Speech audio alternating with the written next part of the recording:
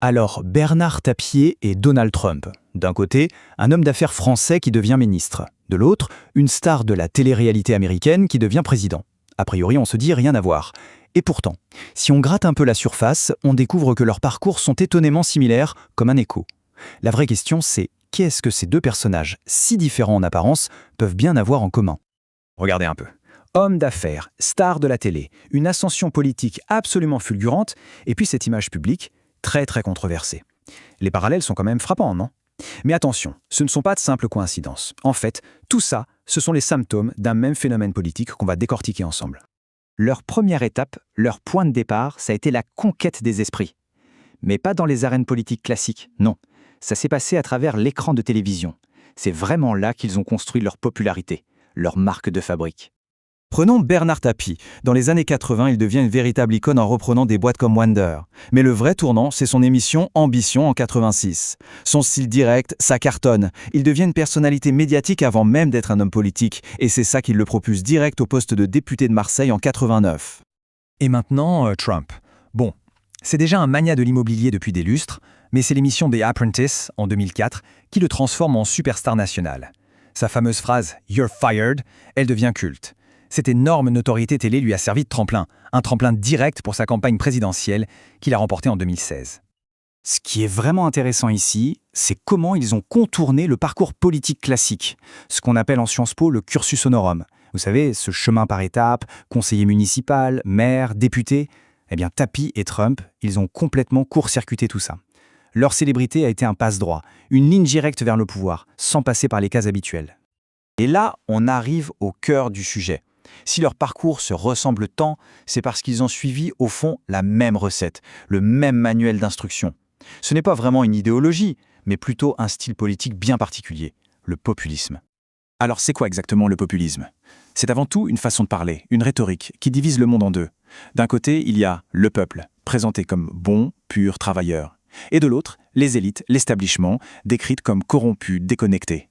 Et pile au milieu de cette fracture, un leader charismatique se lève et dit « Je suis la seule vraie voix du peuple ». Ce fameux manuel, on peut le résumer en 4 points clés. D'abord, se présenter comme quelqu'un d'ordinaire, de proche des gens. Ensuite, et c'est crucial, désigner un ennemi clair, les politiques, les journalistes, les intellectuels, bref, l'élite. Troisième point, jouer sur les émotions, pas sur la raison. Et enfin, utiliser un langage cru, direct, un langage qui casse les codes du politiquement correct. Voyons un peu comment cette stratégie se met en place concrètement. Le point de départ est toujours le même. Il faut créer une confrontation, un face-à-face, si possible spectaculaire. En 1990, sur un plateau télé, Bernard Tapie lâche cette phrase. C'est une bombe. En se posant comme l'ennemi numéro 1 du Front National, il fait bien plus que donner son avis. Il se construit une image de rempart, de défenseur du peuple contre une menace bien identifiée. C'est l'étape 2 du manuel, appliquée à la perfection.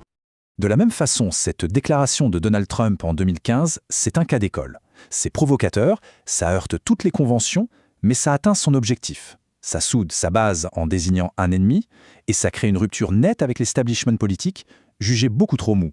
Le point crucial à comprendre, c'est que cette confrontation, elle n'est pas accidentelle. Elle est totalement recherchée. Et pourquoi? Parce qu'elle garantit une chose essentielle, l'attention des médias. La polémique, ça fait vendre, et ça permet de mobiliser son camp contre un ennemi commun, tout en forçant ses adversaires à être constamment sur la défensive. Et d'ailleurs, les données le montrent bien. Des figures comme Trump, ou dans un autre style Nicolas Sarkozy, provoquent un sentiment massivement négatif dans les médias. Mais pour un populiste, c'est presque une preuve de réussite.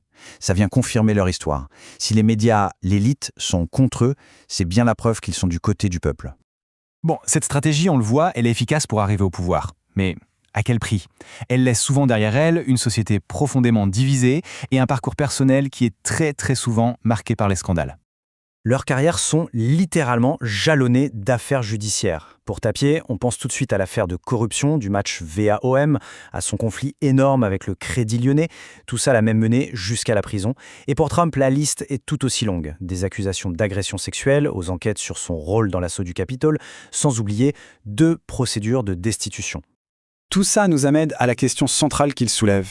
Est-ce qu'on doit les voir comme des héros du peuple, qui osent secouer un système à bout de souffle, ou est-ce qu'on doit plutôt les voir comme des démagogues dont le style politique met en danger les fondements même de la démocratie?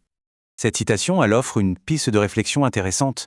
L'attrait pour des personnages comme Tapier ou Trump révèle peut-être quelque chose de bien plus profond sur nos sociétés, une perte de confiance généralisée dans la promesse républicaine, dans le contrat social, dans l'idée que le travail et le mérite, ça paye.